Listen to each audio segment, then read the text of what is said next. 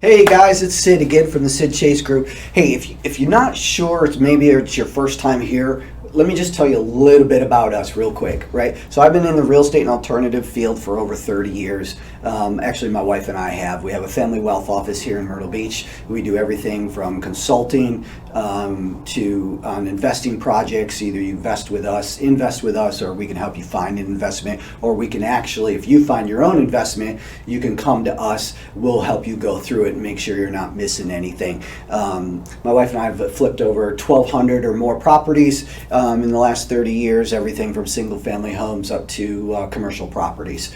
I've written a couple of books here behind me. My first book, my second book, and my third book will on alternative investments. I think there's about 8 or 9 chapters in it. Each chapter will be about a different subject, and that book should be out pretty soon, so look forward to that. But today what we're going to cover, and we do cover a lot at this channel, so and you may be catching us on Facebook, YouTube, Instagram, Twitter, and so on. We put them all over the place. But today what we're going to cover is 10 tips for your first-time real estate investors, okay? But we also cover personal finance, all types of different alternative investment topics. Sometimes we have guests come in and we talk with them about specific items. We're more of an educational platform. We normally don't pitch too much. We are available to help you with your investments. If you want to get involved in anything, want to work with us, or want to know something about something you're looking at, we can do that. But we're not really trying to pitch you. We're not selling you courses or anything like that. We're very transparent here. We're a very open book. All you got to do, if you want to know something, if it's your first time, you can go to our websites pages, sidchase.com, Sid Chase Group, and Sid Chase Capital, any one of those three. And there should be a Book Me Now on there. And if it's your first time, you get a free 20-minute consultation with me just to talk about whatever you need to talk about investment-wise, personal finance-wise, or you can talk to us about getting involved with what we're doing. We have a couple of different platforms that we can show you.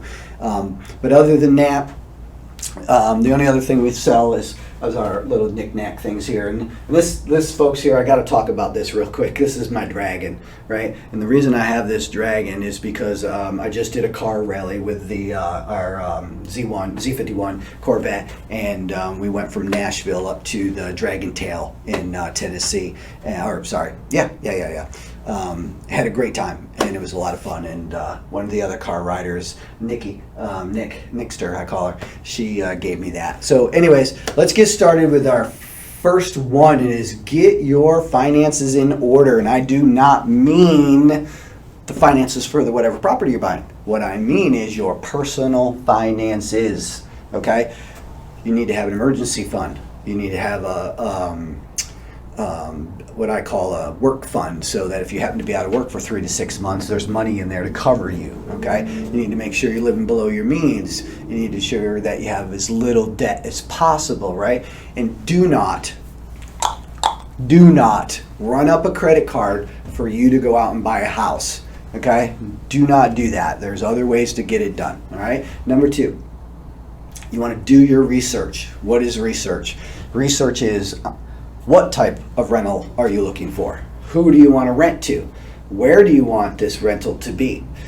Those are just 3 things. But do your research, do your due diligence, okay? There's a lot more to that too. You want to have a lawyer, you want to have an accountant, you need to have an insurance agent. You need to do all of that homework ahead of time, okay? Or all around each other, okay? Start small. Don't go out and if you can afford to do it, okay, and you have a mentor that's helping you, fine. But other than that, if you're just getting started, your greenhorn, look, start small. Just go out and buy your first single family home, but have an exit strategy, okay? I harp on that almost on every single video I do. Have an exit strategy for your business, your personals, your investments, everything. You need to know how you're exiting before you purchase something, right? Especially an investment. Just, hey, we're all talking about the landing, right? The trip to the moon. they knew how to exit the moon before they knew how to get to the moon. All right, so have an exit strategy. Start small. Know your numbers. That's part of that due diligence, right? You want to know all the numbers. If you want a little trick about something, what I used to do is, this little trick is normally high, but what you do is whatever the price of the house is, or what you think you can get it for, times that by 1%. Okay, so if it's a $180,000 house, times that by 1%, your bills are going to run you $1,800. So your rent's got to be higher than that. Now, if that works in that area for you, okay, that's just a quick boom, boom, boom, so that you then go back, get all the paperwork done, and you'll end up lowering that number down. Okay. Know your numbers. Talked about that. Scout your locations. Know where you want to be. Very, very important that you know where you want to be and who you're renting to. Okay. Don't want to be in the wrong neighborhoods. I don't care how cheap the house is. You do not want to be a slumlord. Okay. And if anybody is or isn't out there or is out there, no offense, right? It's just, in my world, it's not worth it. Okay. Just not worth it. Adopt a business. How do I want to say this? Adopt a business mindset. Okay? You have to treat your finances, you have to treat your investments, all of them, as a business, right? So you need to have some business sense up here, right? Everything needs to be in order. A system is basically what I'm talking about. Grab a mentor. Okay? It can be me, it could be somebody else. Preferably it's somebody in your local area that's been around a while and that has good credentials. So interview him and interview other people to see if they've dealt with him. Building relationships. So really kind of before you get anything going, you really need to know who the other investors are in the area that you want to invest in. One is your competition. Two, you want to know who they are, because a lot of them, if they're really good investors, they're going to feed you some breadcrumbs, right? And don't take that negatively. There'll be a day when you get to where they're at, and you'll be doing the same thing to the next person. Feed them a little breadcrumbs, help them along the way. Okay. Always create rock solid. Excuse me, I was swallowed. Always create rock solid plan, a system. That's very important, right? Just for an example, tenant is in there. She's in there. Doesn't matter who it is. I really don't care. It doesn't matter who it is, right? If they don't pay you in the first 3 days after it's due, you give them a pay or quit notice, a 3-day pay or quit notice. Okay? At the end of 3 days, if they don't pay you, file for eviction. Do not joke around, folks. Okay? I'll give you another little tidbit. Experience that I've had over the last 30 years. I've found that when I stay out of the wrong neighborhoods, okay, and don't take that wrong, okay. What I kind of really mean by that is, look, if you're in a street and there's 16 empty houses, right, and they're all spray painted, windows are missing and beat up, you probably don't want to buy them, okay. You don't want to rent there. It's not good, right? That's kind of what I'm talking about. But what I've found out over the years, that most people who rent always pay their rent, right? Until they have an issue or something that came up. That's when they start to falter. Okay? So most people want to do the right thing and they want to pay their rent, right? But you still have to follow your rules. Okay? The other thing, remember, cash flow is king. Okay, here's what we're talking about with that. If you're 20 years old, you're 30 years old, you're 40 years old, maybe you're 18 years old, maybe you're 16 years old, and your parents are helping you buy that first property, you're really on the ball, right? It's all about cash flow. You need to get every nickel and dime out of that property that you can, or if it's a portfolio of investment stocks that you're doing, the same thing. It's about cash flow, okay? So, let me add something to that. Don't go out and buy the property, make $600 a month positive cash flow off from it, and then turn around and use that as money to do whatever you want with it. That's not what it's for. You will fail.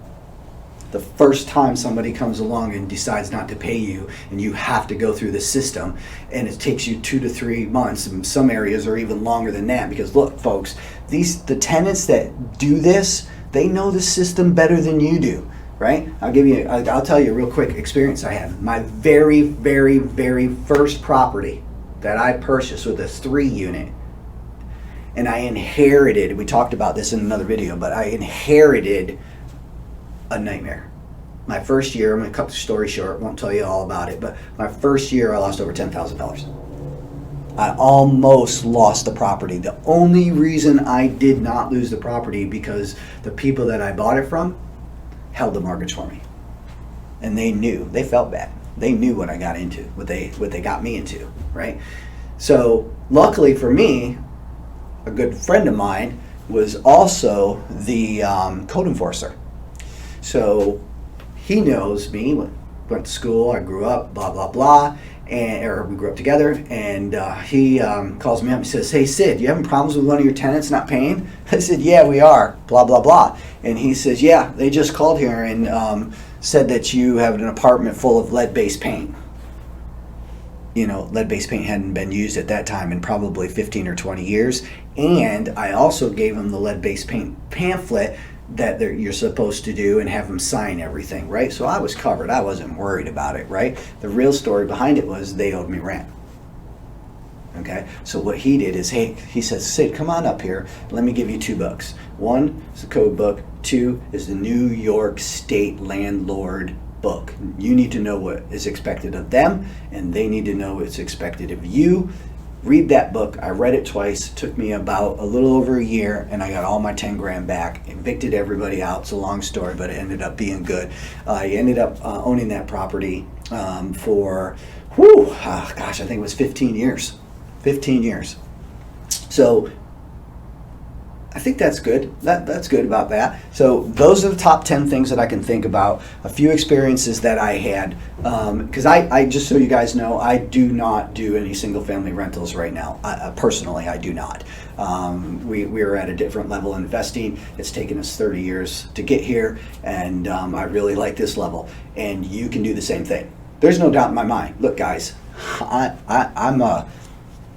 don't have a college education. Okay, I finished school, went in the military, go Army, 15 years, did my thing, and while I was in the Army, the second time around, right, because I was in for 8 years, got out for 12 years, started building my real estate business with my wife and some other businesses, and after September 11th, they asked me to come back in. 30 days after September 11th, I was gone. I was back in. Thought I was being smart, joined the reserves. Well, within about 90 days, I was pulled for active duty, and spent most of my time on active duty all over the place. So, but it was great times, right? It was great times. So you can do this. Don't think you can't. Get the right people around you. Doesn't matter where you've come from. Look, I know people have been in jail, and now they're trading stocks for a living. They taught themselves how to trade stocks, and now they're out there. So there's really no excuse for not being successful. You got to want it. Got to put the right people around you, and you can do it. Thanks for taking the time to come here and listen to me. Please take all the buttons and the thumbs ups and the likes and the joins and you know all the stuff everybody else says. I'd appreciate it. And if you don't, that's okay too. Y'all have a great day. I appreciate it.